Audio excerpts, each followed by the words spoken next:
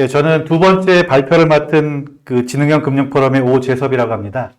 우리 처음에 출범식 할 때 제목이 세파이에서 디파이라고 하는 제목이었는데, 이제 지금 워크숍을 한 세 번쯤 해보니까 우리가 어디에서 그 자리 포지션을 좀 잡아야 되는지 이런 것들이 약간씩 보이기 시작했습니다. 그래서 이제 제목을 세파이와 디파이 사이다. 여기에 이제 현실적인 문제들이 개입되니까 바로 세파이에서 디파이로는 못 갈 것 같다. 그러니 중간쯤 어디서 놀다가 저기 멀리 디파이로 좀 가야겠다. 뭐 이런 생각을 하면서 제목을 좀 정해봤습니다.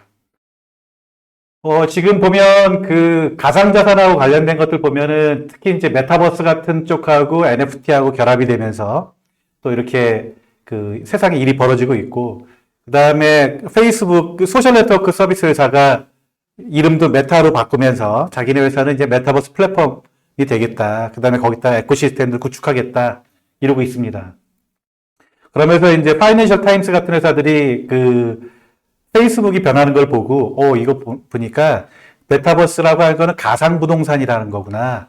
부동산이라고 하는 것들이 아까 우리 조충영 이사님 발표에도 보면 이 가상 쪽의 부동산들, 뭐 구글 지도상에다가 일어나는 것들, 이런 것들도 있는데 실제 소셜 네트워크 상에서 사람들끼리 위치하는 공간을 갖다가 그걸 그 특정한 가상 부동산을 만들어서 그걸 부가가치화 시키겠다라고 하는 측면에서 보면은 제가 보기엔 이 메타버스, 그러니까 그 메타라는 회사가 방향성은 잘 잡은 것 같은데 어떻게 될지는 잘 모르겠지만 방향성은 좀 있는 것 같다. 그리고 또 이 부동산 거래에서는 대부분 다 규모가 크기 때문에 정부의 허가, 그다음에 중개업자의 뭐 자격증을 국가 자격증을 한다든지 여러 가지 국가가 개입하는 이슈들이 있습니다. 그런 것들이 분명히 개입될 텐데 그런 것들 측면에서 제도하고 어떻게 만날 건지 이런 것들이 이제 이런 그 부분에서 이제 이슈로 등장하는 것 같습니다.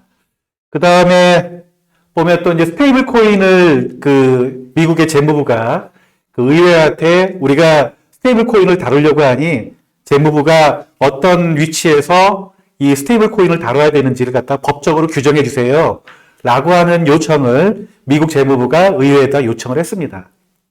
그런 거는 결국에는 스테이블 코인을 제도권으로 가지고 오겠다라고 하는 건데, 특히 미국 같은 경우는 달러라고 하는 기축통화를 발행하는 나라이기 때문에 더군다나 가상 세계에서 그 화폐를, 가상 세계하고 관련된 화폐에 대해서 민감하게 관심을 안 가질 수가 없는 상태입니다. 특히 CBDC 같은 걸 발행하려고 하는 중앙은행들 같은 경우에는 이 스테이블 코인에다가 그 관심을 가질 텐데, 이 지금 현재 보면 흘러가는 판세들이 이 스테이블 코인이 제도권 진입 가능성들이 상당히 높아지고 있다. 이런 측면에서 이런 그 변화의 흐름을 갖다가 좌우할 수 있는 큰 흐름이 되겠다. 뭐 이렇게 한번 생각해 볼 수 있겠습니다. 그 다음에 제가 여기 조충영 이사님 발표하는 사이에 제가 또 찾아보니까, 그래? 지능형 금융 포럼인데, 우리 지능은 인공지능이라고 이렇게 키워드로 단순하게 생각해 보면, 그럼 이 디파이 세계에서 일어나는 그 복잡 다단한 일들을 모니터링 할 수 있는 툴을 이 감독기관이 갖게 되면, 이게 그 분산형으로 간다고 하더라도 감독 가능하고 트래킹 가능하고 모니터링 가능하면 이게 분산형도 가능할 거 아닌가. 뭐 이런 생각들을 미국의 증권거래위원회가 하는 것 같습니다. 그래서 지금 보니까 안체인이라는 그 회사와 계약을 맺어서 이 암호화폐하고 디파이 프로토콜하고 전통금융기관의 그 활동들을 특히 부정활동을 추적할 수 있는 이런 그 인공지능 플랫폼을 만들어서 관리 감독에다가 응용하려고 하는 방향으로 지금 모색을 하는 것 같습니다. 그래서 미국에 이제 SEC가 하는 이런 활동들도 한번 눈여겨봐야 될 것 같고요. 그 대한민국 정부하고 조금 그 활동 방식이나 그다음에 정책을 만드는 방식이나 미래 규제를 만드는 방식들에서 좀 차이가 있는 것 같습니다. 그래서 이게 정부를 공격하는 일이 되긴 하는데요. 그래도 얘기는 하겠습니다. 그래서 이제 디파이라고 하는 게 뭐냐면 이제 지금까지 그 금융은 보면 다 은행이라고 하는 파이낸셜 인터미디어리가 있고 그 인터미디어리들은 예금자와 그다음에 그 돈을 빌려가는 대출자 사이에 놓여서 예금자의 신원 노이어 커스터머는 관심 없죠. 돈을 맡기는 사람한테 관심이 없고 돈을 빌려가는 사람한테 관심이 있습니다. 그래서 그 금융기관이라고 하는 거는 돈을 빌려갈 사람이 돈을 빌려가서 상환할 수 있느냐, 그러니까 이자를 납부할 수 있느냐, 라고 하는, 예, 평가를 해서 이자율을 정하고, 그 다음에 대출을 하게 되는 거죠. 그러면서 은행이라고 하는 그 중앙 기관이, 그렇죠? 가운데 그 매치메이커가 대출자와 대부자 사이의 그 추종 대부자로서 역할을 하게 됩니다. 그러면서 이제 중앙집중형이라고 하는 걸 발달됐고, 그런 또 화폐가 중앙은행들이 발행을 하면서 그 또 일반 시중은행이나 보통 은행들이 파이낸셜 인터미디어리의 역할을 이렇게 이제 대출자에 관한 그 신용평가 이런 것들을 하게 되면서 중앙집중형이라고 하는 것들이 자연스럽게 만들어졌습니다. 그런데 지금 이제 디파이라고 하는 거 디센트럴라이즈 되니까 뭐냐, 탈중앙형으로 가는 거죠. 그 탈중앙형 형태로 그 이제 금융 거래를 좀 더 가상세계나 가상금융 자산에 관한 것들 아니면 오프라인에 기반한 자산을 갖다가 거래하기 위한 디지털 세계에서 거래하기 위한 수단들을 가져야 될 텐데 그러는 차원에서 이 디파이라고 하는 것들이 탄생한 것 같습니다. 그러기 위해서 이제 P2P 방식으로 그 이해 당사자들끼리 그 어떤 계약에 의해서 당사자들끼리 거래를 하자라고 하는 거고 그 안에 그 프로토콜이 있고 그 다음에 서비스가 있고 그 이용자들이 있습니다. 그러면서 이제 프로토콜 같은 경우에는 그 블록체인의 그 결제 레이어를 기반으로 해서 디자인 그 자산을 갖다 생성하고 관리 변환하기 위한 소프트웨어 사양 및 인터페이스 같은 것들을 정의하는 것이 이 디파이 프로토콜입니다. 그 다음에 디파이 서비스는 금융 서비스 생성하기 위해서 디파이 프로토콜 구현하고 위험 매개 변수 및 이자율 지정 같은 기능을 수행하는 것들을 이제 디파이 서비스라고 한다라고 하는 거고요. 그 다음에 디파이 이용자는 거래를 위해서 디파이 서비스에 액세스하는 자, 이거를 이제 디파이 이용자라고 볼 수 있겠습니다. 그리고 또 이 디파이 서비스 같은 경우는 완전하게 현재까지는 탈중앙형은 아니고 약간의 중앙 집중형 같은 거를 일부 채용을 하고 있습니다. 그래서 이제 기존의 그 중앙 집중형 웹 프로그램 같은 거나 프로그램이 가능한 지갑, 스마트 계약 같은 무어가 인터페이스를 해서 사용자들이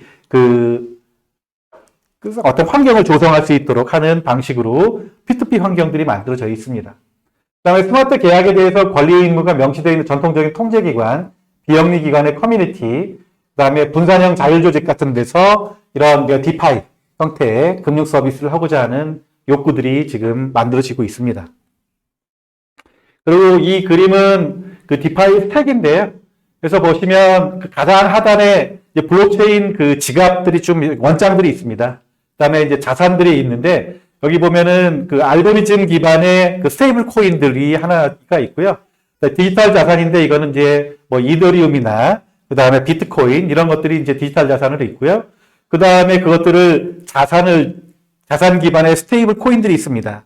그 다음에 이제 스테이블 코인은 보니까 나누는 거 보니까 그 어떤 공적인 기관에서 발행한 화폐, 피아트 머니가 있는데 그 피아트 머니 기반으로 해서 그러니까 코인이 만들어지는 스테이블 코인이 있습니다. 이렇게 해서 이제 두 가지 디지털 자산에 기반한 스테이블 코인이 있고 그 다음에 피아트 머니에 기반한 그 스테이블 코인이 있습니다.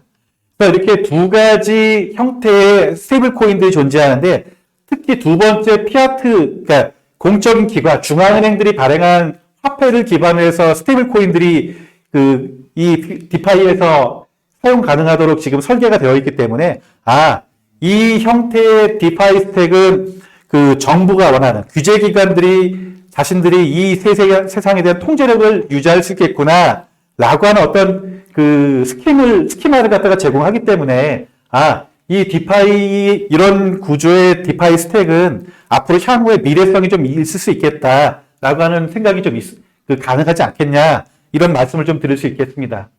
그리고 여기에 이제 지갑이라고 하는 그 게이트웨이가 있고 그 다음에 애플리케이션들이 있어서 이제 다양한 이 스테이블 코인에 기반한 이 탈중앙형 교환들이 좀 일어나고 그 다음에 신용 서비스들, 그 다음에 파생 상품들, 그 다음에 보험 이런 것들이 이제 서비스로 등장할 수 있습니다. 그걸 이제 덱스라고 하는 탈중앙형 교환소에서 거래소에서 이런 것들을 이제 각자 이해 당사자들끼리 직접 교환하는 형태로 세상이 그런 시스템을 만들겠다, 플랫폼을 만들겠다, 거기에 다양한 이해 당사자들을 뭉치게 하겠다라고 해서 이제 디파이 플랫폼 에코시스템 같은 것들이 만들어 준비를 하는 것 같습니다. 그래서 이제 여기서 보시면 그 화살표 모양들이 제가 위에 랜드마크를 만들어 놨는데요. 요것들을 참조하시면서 그림을 좀 보시면 되겠습니다. 그 다음에 이제 그 디파이에서 그럼 돈은 어디서 만들어지는 거야? 이익은 어디서 만들어지는 거야? 라고 하는 것들 여러분들이 궁금해 하실 수 있는데, 여기 보시면 락업 일드라고 하는 게 있는 거죠. 그래서 서비스에 대한 유동성이나 담보 역할을 하기 위해서 디지털 자산을 락업하는 거죠. 묶어놓는 거죠. 어디에 맡긴다거나 이런 담보 형태로 제공하는 거죠. 그런 거에 대한 이자, 거래 수수료를 갖다 일부 받을 수 있는 기반이 만들어진다. 또 제가 이제 일일이 다 설명하면 시간이 많이 가니까요. 여기 이제 리퀴디티 마이닝이라고 하는 것들, 그래서 유동성 마이닝 하는 개념들도 존재합니다. 우리 보면 코인 마이닝 한다고 하는 개념이 있는데, 같은 개념인데 그것들을 이제 의미로 확장했다. 새로운 영역이다. 이렇게 볼 수 있고요. 그 다음에 여러분들 에어드롭이라고 하는 거 있잖아요. 여러분들 맥북에 맥OS 보면은 그 A라는 컴퓨터에서 B라는 컴퓨터로 파일을 옮겨주는 건데, 그런 것들을 이제 이 에어드롭이라고 그 맥OS에서 구현했던 기능들인데, 이거하고 유사한 기능들을 이렇게 지금 디파이 환경에서 하려고 합니다. 그래서 이제 새로운 디지털 자산에 대한 인식을 촉진하기 위해서 토큰으로 지갑 주소에다가 보상하는 개념으로 해서 에어드롭이라는 형태로 어떤 걸 떨궈주는 형태 같은 것들이 이제 그 인센티브 시스템으로서 이제 등장하고 있고요. 그다음 일드 파밍이라고 하는 거죠. 이익률을 갖다가 생성하는, 키워주는 개념이다라고 하는 거죠. 서비스 간의 자금을 자동으로 이동시키고 유동성 마이닝이나 락업 수익률에다가 수익을 최적화할 수 있는 방법들을 제공하고 있다. 이걸 여러분들이 한번 생각해 보시면, 이게 개인들이 어떤 자산을, 디지털 자산을 갖고 있는데 그런 것들을 더 증폭할 수 있는 방안으로서 이런 것들이 중요하게 작동할 수도 있겠구나. 아직은 이제 초상적인 상태는 구체적으로 이제 진전이 되고 있긴 하지만 아직까지는 뭐 일반화되어 있지 않기 때문에 이런 것들을 한번 생각해 보고, 그 다음에 이제 변제 수수료라든지 이런 개념의 인센티브 시스템들이 존재한다라고 하는 거거든요. 근데 제가 최근에 이제 어느 증권사 애널리스트한테 들은 보고서들을 읽어보니까 한국의 상장 기업들의 그 순이익 규모가 연간 한 173조 된다고 합니다. 그걸 이제 주가 지수로 환산하면 한 3,400쯤 된다고 하는데, 그러면 왜 지금 대한민국의 그 주식시장에서 주가 지수가 3,000을 못 넘어가고 3,000 넘어가면 내려가고 3,000 넘어가면 다시 올라갔다가 내려갔다 하는 경향이 결국 뭐냐면, 대한민국은 그 순이익 규모가 작기 때문에 기존에 만들어진 순이익이나 매출이나 이런 것들을 증폭할 수 있는 방법들을 찾아서 대한민국 전체에서 발생하는 상장 기업들의 순이익 규모를 증폭시킬 수 있는 방법도 찾아야 되는데, 그걸 기업들 수준에서도 해야 되지만 개인들 수준에서도 해야 되는 거 아닌가라고 하는 겁니다. 그랬을 때, 그래, 디파이 인센티브 시스템이, 기존에 생성된 이익이나 이런 것들을 증폭해서 더 뭔가 가치를 높이는 방법들로서 이런 그 디파이 인센티브 시스템 같은 것도 존재하는 거 아닌가라는 생각이 듭니다. 그러면 이제 요즘에 그 대한민국의 투자자들이 미국 시장에 많이 가 있는데, 그 주식 전략가들이 하는 얘기는 뭐냐면, 미국은 구조적 성장을 하는 나라야. 그래서 대한민국 같은 나라는 그 미국의 구조적 성장을 하는 그 뿌스레기나 좀 더 주워먹는 나라밖에 안 돼. 그러니 그 주가 지수가 높아질 수가 없어. 라는 얘기를 합니다. 그런 것들 보면, 대한민국에서도 이거 뭔가 구조적 성장을 할 수 있는 어떤 큰 빅비즈니스를 갖다가 생각을 해봐야 되는데, 그 디파이나 이런 영역에서 새로운 금융역에서 아시아의 주요 리더가 되고 전 세계적 리더가 되어야 되는 거 아닌가. 물론 이 안에 아직 불확실한 개념들이 많이 있어서 위험하긴 하지만 그런 것들을 계산해 나가면서 큰 빅비즈니스로 나가는 중요한 찬스를 잡으면 좋지 않을까. 이렇게 저는 그냥 별다른 이해 당사자가 아니기 때문에 뭐 주장을 할 수 있다고 생각합니다. 네. 그 다음에 또 디파이의 특징이 있는데요. 아무래도 분산형이고 P2P의 특성이 있기 때문에 금융 서비스나 혹은 금융 제품을 거래 당사자들끼리 직접 전송하고 결제할 수 있는 기반이다 라고 하는 특징이 있다 라고 하는 거고요. 그 다음에 트러스트, 그러니까 신뢰를 최저로 운영하고 청산할 수 있는 기반이 된다 라고 하는 거죠. 디파이 프로토콜은 사전 정의 규칙을 미리 내장을 해놨기 때문에 명확한 논리에 따라서 거래가 실행되고 기록이 된다. 그래서 그 제3의 신뢰 중개인을 요구하지 않는다 라고 하는 거죠. 그러면 이것들은 만약에 최적화된 이런 그 신뢰 최적 운영과 청산이 이루어지게 되면 사회적인 비용이나 이런 것들을 현저히 낮출 수 있겠다라고 하는 거죠. 그건 단순히 이제 이론적이거나 피상적인 건데 한번 이런 특징이 또 어떤 장점으로 전환할 수 있는 기반도 될 수 있겠다. 뭐 이런 얘기 말씀드릴 수 있고요. 그 다음에 비보호 설계라고 하는 게 있습니다. non custodial 디자인인데 디파이 서비스가 발행되거나 관리하는 자산이 중개 및 기타 서비스 제공하는 사람 포함해서 계정 소유자 이외의 당사자가 일방적으로 수용하거나 변경할 수 없다. 거래 당사자 간의 어떤 합의에서만 변경이 가능하지 제3자에 의해서는 변경이 될 수 없다. 라고 하는 그 블록체인에서 시작된 그런 기술적인 원리들이 이 이제 금융 상품에서 거래할 수 있는 파생 상품도 만들어낼 수 있는 이런 기반에서 비보호 설계 같은 개념들이 이제 구체화되고 있다라고 하는 거고요. 네 번째는 프로그래밍 가능하고 개방형 가능한 아키텍처, 개방형, 구성 가능한 아키텍처들이 등장해서 이해 당사자들끼리 그 어떤 조건이나 이런 것들을 변경할 수 있는 기반이 만들어지고 있고 그런 것들이 오픈 API 같은 형태로 제공이 돼서 거래 당사자들께 아주 편리하게 낮은 비용으로 뭐 프로그램을 새로 고치거나 하는 SI가 들어가지도 않고 근데 API 같은 형태로 단순하게 쉽게 그 프로토콜이나 이런 것들을 갖다가 인터페이스나 이런 것들을 수정해낼 수 있다. 뭐 이런 것들입니다. 그래서 이제 이런 것들이 이 디파이로서 어떤 특징이 있는데 이런 것들이 또 약점으로 지적할 수 있는 측면도 많이 있긴 합니다만 일단 장점이 부각되고 있다. 이렇게 말씀드릴 수 있고요. 그 다음에 디파이로 가능한 서비스는 이제 여러분들 잘 아시겠지만 스테이블 코인이라고 하는 거는 그 피아트 머니하고 그 다음에 암호화폐를 1대1로 교환하게 하고 거기다가 영어 표현으로 팩이라고 해서 못을 박아서 변형 가능하지 않게 이렇게 이제 고정하는 방식으로 만들어진 그 암호화폐가 이 스테이블 코인인데 이게 이제 중앙은행들이나 정부나 이런 데서 이제 아주 좋아할 만한 개념인 것 같습니다. 그래서 이제 스테이블 코인도 두 가지인데 그 디지털 자산에 기반한 스테이블 코인과 피아트 머니에 기반한 그 스테이블 코인이 있습니다. 그런 이제 그 두 가지 형태들이 있고 그 다음에 알고리즘 형태로 같은 것 있지만 대부분 디지털 자산에 의한 거, 그 다음에 그 피아트 머니에 기반한 스테이블 코인 이런 것들이 있습니다. 그 다음에 이제 교환이라고 하는 건데 교환은 그 하나의 디지털 자산을 다른 디지털 자산으로 교환할 수 있는 것들을 이제 이 교환이라고 얘기하고 코인베이스나 바이낸스 같은 어떤 중앙 집중형 거래소 이외에 지금은 이제 그 완전하게 탈중앙형은 아니고 이 코인베이스나 이런 데도 이제 중앙 집중형 형태로 되어 있는데 이거 말고 이제 덱스 같은 이런 이제 탈중앙형 거래소 같은 것들 거기에 이제 프로토콜들 등장함으로 인해서 이렇게 이제 교환 서비스가 가능해졌다. 뭐 이런 것들이 지금 나와 있고요. 그 다음에 이제 디파이를 위한 덱스 프로토콜 중요한 범주가 자동화된 시장 조성자라고 하는 그 형태로 존재하는 프로토콜이 있습니다. 그래서 그 알고리즘 주문서를 매칭하는 대신 주문과 사용 가능한 유동성을 기반해서 거래 가격을 지속적으로 책정하는 이런 방식으로 되어 있는 이런 이제 분산형 거래소 같은 것들을 위한 프로토콜들이 등장하고 있다라고 하는 거죠. 그 다음에 이제 신용 서비스죠. 만기에 상환하는 이자 상품의 생성을 가능하게 하는 거거든요. 그래서 이제 인터레스트 베어링 이런 개념을 씁니다. 거기에 인스트루먼트라는 개념, 그 단어가 들어갔으니까, 이 도구화 돼 있구나, 라고 이제 생각을 할 수 있고요. 그래서 이제 디지털 자산 대출이 거의 항상 담보물이 있어야 된다라고 하는 거죠.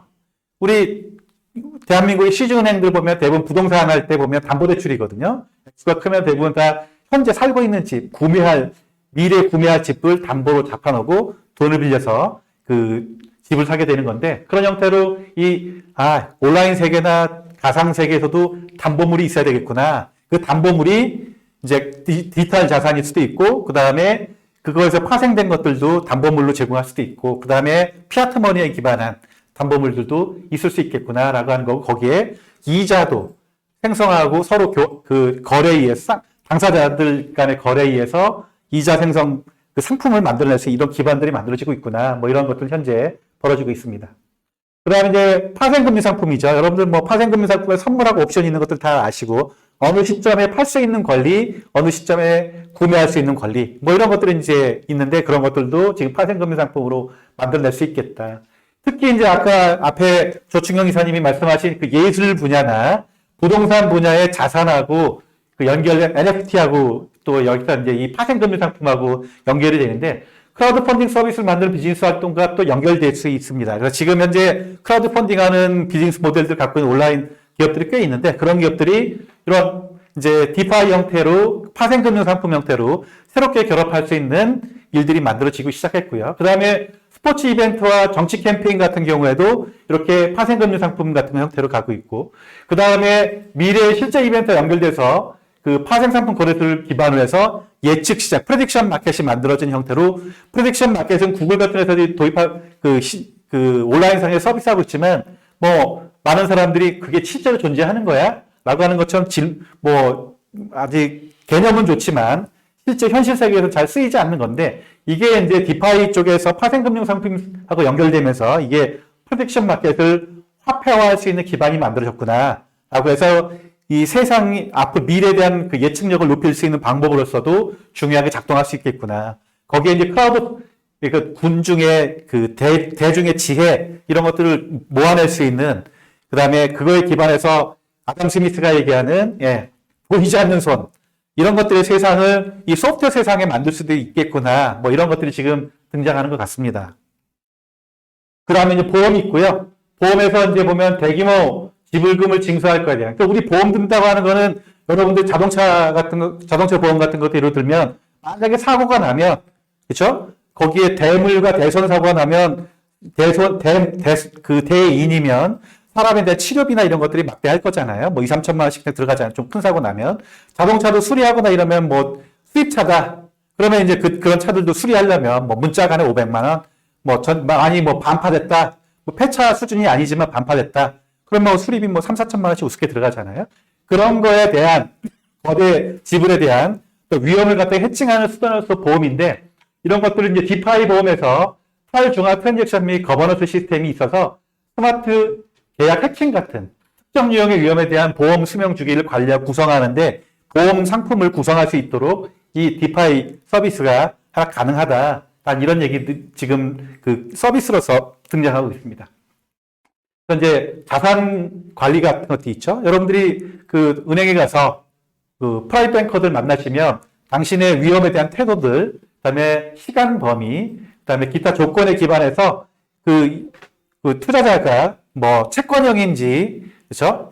국채형인지, 기업 채권인지, 아니면 주식형인지, 뭐 아니면 간접 투자 상품이든지 이런 투자 선호도에 따라서 그런 또 시간 범위나 기타 조건에 따라서 투자자의 성향을 가지고 어느 영역에다가 그 자산 관리를 할 건지 이런 것들을 하게 됩니다.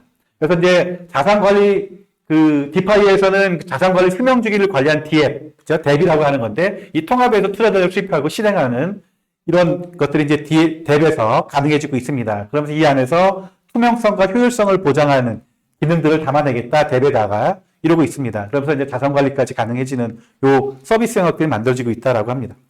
근데 이제 중요한 거는 우리가 아직까지 이게 눈에 보이지 않고 그러니까 이제 항상 눈에 보이지 않으면 사람은 겁을 내는 건데 사람이 받아들이는 정보의 약 뭐 80% 이상이 다 눈으로 받아들이는 거기 때문에 시각화돼야 됩니다.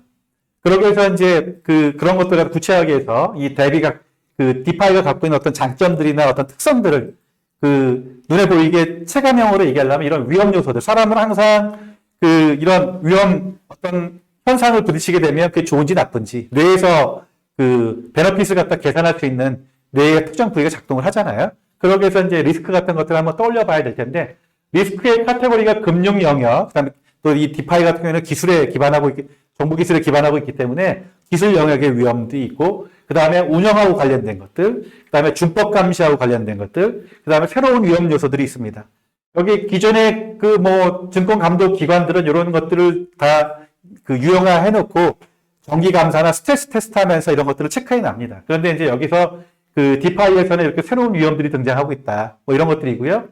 그런데 금융 쪽에서는 디파이 서비스의 디지털 자산과 관련된 동료 이양자, 피어들의 어떤 거래 행동으로 인한 자금 고갈 같은 것이 있어서 상환 불가능한 상태로 갈 수도 있습니다. 그런 것 관련된 위험들이 있고요. 시장 위험, 상대방 카운터파티죠. 거래 당사자들의 위험들이 있고 유동성 위험도 존재할 수 있다. 뭐 이런 것들이고요.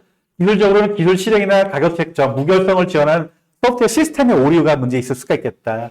거기에는 이제 거래 위험, 스마트 계약 위험, 그다음에 채굴자 위험, 오라클 위험 이런 것들이 있습니다.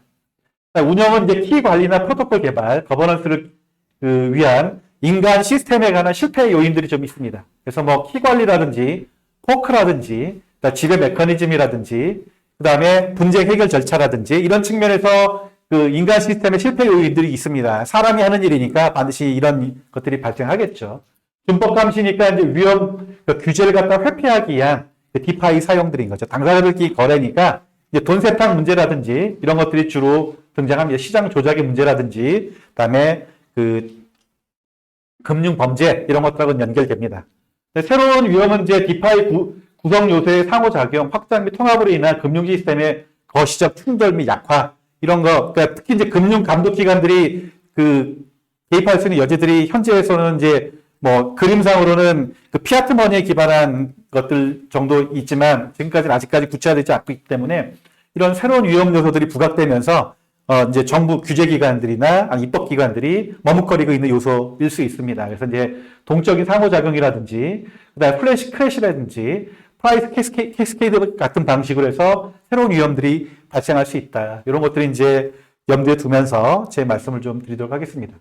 그래서 뭐 DAO 그 위험, 실제 발생한 위험 사례들, 그다음에 이제 덱스에서 아비트레이지 하는 거죠. 그러니까 차익 거래를 하기 위한 봇들 가지고 이제 부정한 거래를 만들어내는 방식도 존재하면 소프트웨어 세상이기 때문에 이런 것들도 등장하고 있습니다. 그 다음에 이제 오라클 프로블럼은 이제 오프라인에 있는 데이터가 온라인으로 옮겨질 때 발생하는 것들이죠. 만약에 어떤 경우 사례가 있냐면 이제 최근에 등장한 SK텔레콤에서 실험하고 있는 것인데요.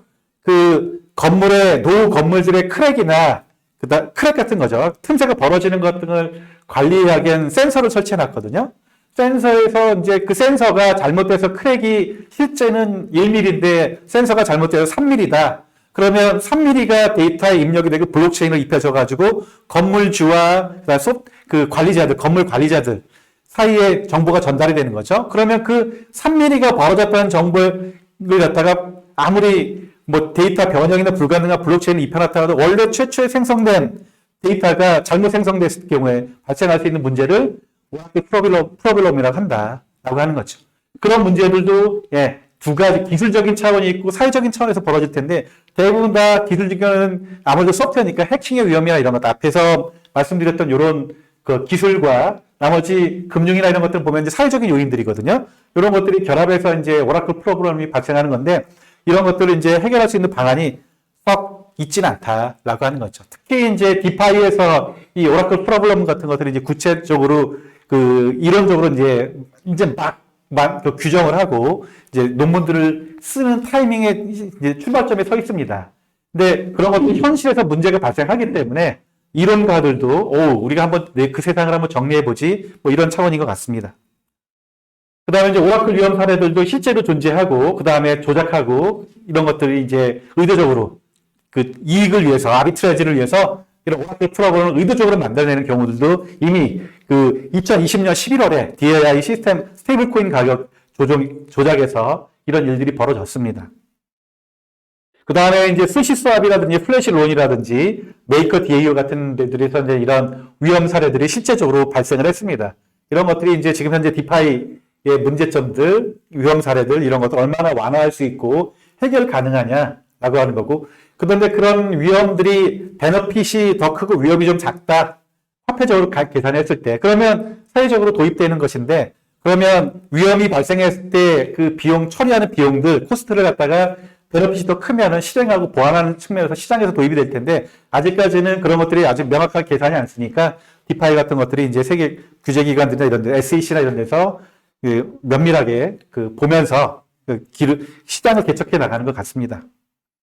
그다음에 이제 이런 그 디파이 같은 것들이 제대로 되려면 이게 현실 세계 제도권으로 들어와야 이게 이제 대규모 거래가 이루어지고 시장이 조성이 되고 소비자 보호를 할 수 있는 기반들이 만들어질 텐데 이런 것들을 위해서는 이제 정책적인 접근이 필요하다라고 하는 거죠. 그래서 이제 실내 최저 운영과 청산이라고 하는 거 비보호 설계라든지 프로그래밍 가능한 프로그래밍 가능하고 개방형이고 구성 가능한 아키텍처라고 하는 건 현재 제도 중앙 집중화된 세파이에 익숙해져 있는 규제들하고 대부분 다 충돌하고 있다라고 하는 겁니다. 그런데 새로운 세상이 자꾸 변하니까 새로운 세상에서 혁신을 촉진하고 시장을 개발하는 측면에서는 이 세파이 같은 것들을 어떻게 정책에서 규제에서 담아낼 거냐 이런 것도 중요한 이슈고 그다음에 이제 기술 중립 규제 이슈들이 있습니다. 지금 대부분의 많은 정부들이 신자유주의를 지향하는 정부들 같은 거 민주주의를 지향하는 정부들은 이런 어떤 기술 중립적인 규제를 채택해서 많은 이런 혁신을 촉진하고 시장을 개발하려고 노력을 하고 있습니다. 그런 측면에서 이제 정책 접근 태도를 요 혁신 촉진과 시장 개발이라고 하는 요 측면에서 봤으면 좋겠다라고 하는 거죠.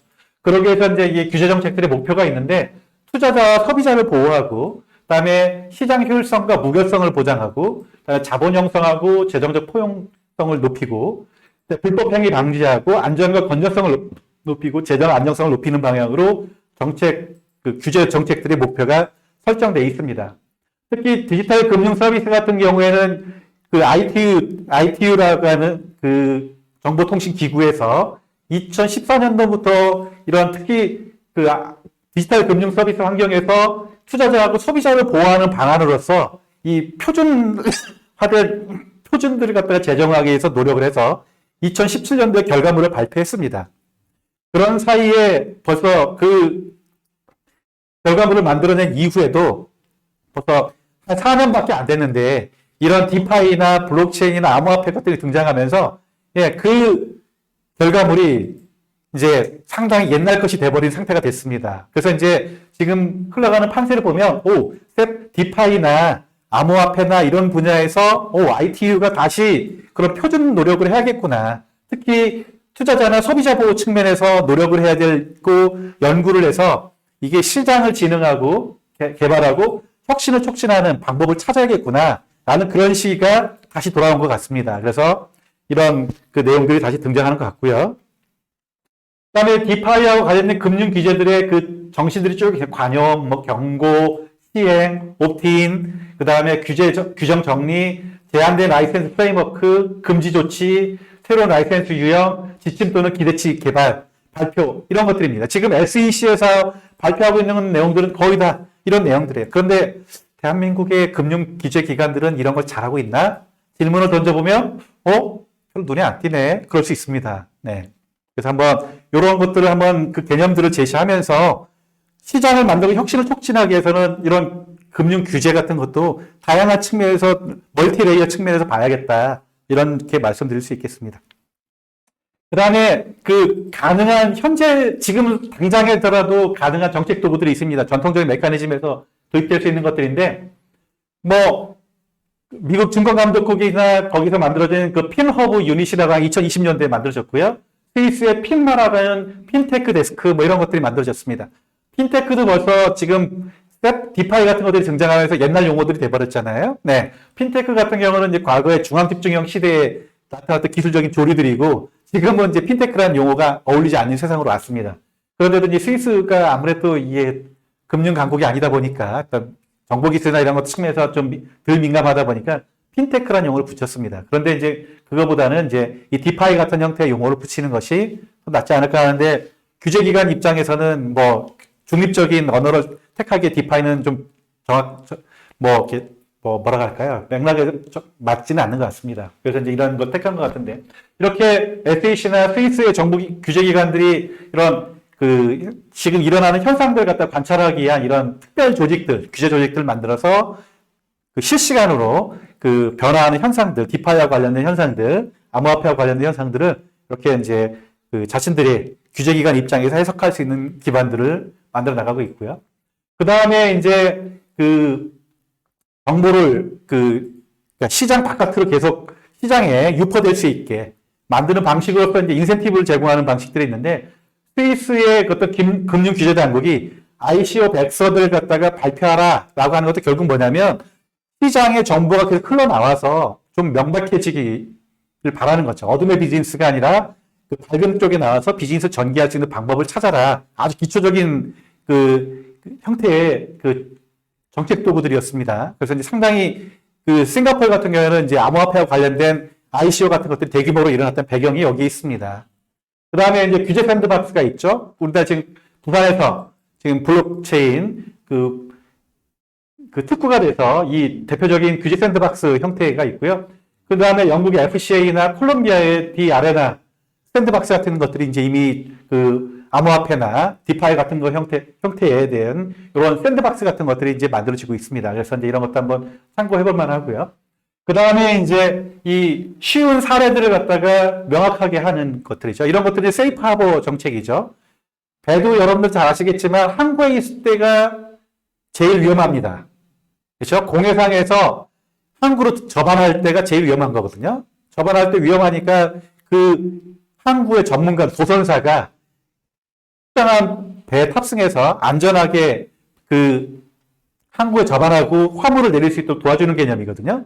그런 개념들이 규제 정책에도 있다라고 하는 거죠. SEC가 2017년에 DAO 보고서를 내놔서 그 SEC의 접근 방식과 우려사항 같은 것들을 업계에 제시하면서 이 길로 가는 것이 좀 바람직하지 않을까요? 라고 하는 형태의 그 대안들을 제시하면서 업계 대화 촉진하고 대안을 마련하는 이런 형태의 그 클래리파잉 이지 케이스 같은 정책 방안들도 있을 수 있겠다.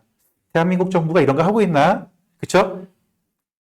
하고는 하는 것 같긴 한데, 대부분 다, 우리나라, 어떤 기관들이 대부분 다 연구 용역 바깥으로 주고, 그냥 보고서 하나만 생성하는 거잖아요. 업계하고 대화를 하는지 잘 모르겠어요. 그러니까 이제 항상 우리나라는 이게 또 비판인데, 어떤 새로운 현상이 벌어지고 잘 될 것 같아. 그러면 이제 번개불에 콩고 먹기 작전으로 갑니다. 그죠? 돈 대규모로 살포하고요. 뭐 인력 양성하고요. 이런 식의밖에 안 됩니다. 그 깊이 있고 구조적 성장을 못 만드는 거거든요. 그런 측면에서 이런 것들을 좀 빨리 선제적으로 정부 기관들이, 규제기관들이나 국회든지, 국회 내에 미래연구원 뭐 이런 거 있는데, 제발 좀 이런 것 좀 잘했으면 좋겠다라고 하는 거예요. 그 다음에 이제 정부 활동을 조정하는, 그래서 미국 같은 경우는 SEC나 CFTC나 FDI, 예금보험상 같은 거죠. 여기는 금융 컴퓨터러, 이런 데들끼리 서로 대화하면서 시장이 변화하는 것들을 자기네들은 그러면 각자 역할, 롤이 있을 텐데 책임이 있고, 그거에 맞춰서 대안들을 만들어내는 거죠. 그러니까 혁신은 아예 방해해버리는 게 아닌 거죠. 촉진시키면서 시장을 만들어내는 차원에서 이런 그 정책 도구들을 좀 써야겠다. 뭐 이런 거죠. 그 다음에 이제 전 세계 중위를 그 생애 주기를 갖다가 특히 디파이 같은 경우는 관리를 해야 됩니다. 생애 주기라고 하는 건 이제 개발해서 출시를 하고 채택을 하고 운영하는 단계로 가는 요 생애 주기가 있는데 여기에 이 단계들마다 적절한 그 정책 도구들을 사용해야 되겠다라고 하는 거예요. 그 다음에 이제 이 디파이 같은 경우는 탈중앙화인데 100% 완전하게 이 오퍼레이션 단계를 넘어가면 100% 그렇죠? 탈중앙화 된 형태로 가야 될 텐데 그게 가능할 거냐 하는 거잖아요. 피아트 머니 형태의 기반에 이제 그 스테이블 코인 같은 것도 이미 그 안에 디파이 그 스택에 들어와 있기 때문에 제가 보기에는 100% 탈중앙화 하는 경우들은 뭐 바람직할지는 모르겠지만 그게 현실적으로 가능할 거냐라는 차원에서 보면은 뭐 한 5, 60% 정도 이 탈중앙화가 이루어지면 성공한 거 아닐까라고 하는 생각이 듭니다. 그러면서 그 운영 단계로 들어갔을 때는 이 분산형 거버넌스 프로세스인 거죠. 앞에 제가 예를 들었던 것처럼 SEC에서 안체인 같은 인공지능 회사들하고 그 디파이에서 일리시트 액티비티잖아요. 네. 어떤 불법적인 행위들이 일어나거나 이런 것들을 갖다가 인공지능을 통해서 모니터링하고 추적할 수 있어서 거래 당사자들끼리 안전한 거래를 스스로 할 수 있는 인센티브를 마련해 감독하는 방식 이런 것들이 적절한 거 아니냐라고 말씀드릴 수 있겠습니다. 추가점으로 말씀드릴 건데요. 2009년 이전에는 탈중앙화 통화 자산도 아예 없었습니다. 그렇죠? 네. 그러니까 2015년 이전에 범용 스마트 계약 플랫폼이 없었기 때문에 디파이 같은 파생상품의 적절한 처리에 대한 권장사항도 존재하지 않았습니다. 2015년 이후에 새로운 일들이 이렇게 벌어지는 거죠. 2009년 이후에. 그러면서 이 잠재적으로 예측할 수 없는 발전들을 갖다가 고려하면서 혁신을 촉진하고 그 다음에 시장을 만들어내고 그 환경에서 투자자나 소비자를 보호할 수 있는 방안들을 찾아가면서 그 규제기관들이 움직여야 되고 입법기관들이 움직여야 되겠다라고 하는 것들을 말씀드릴 수 있고요.